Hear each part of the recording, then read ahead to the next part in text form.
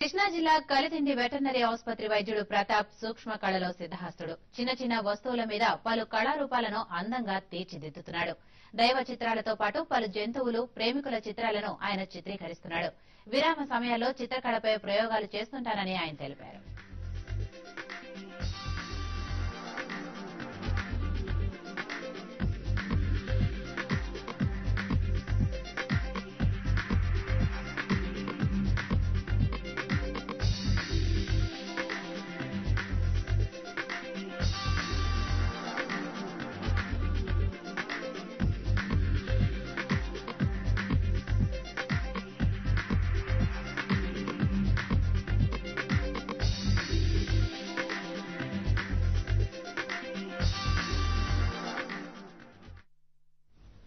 గుంటూరు జిల్లా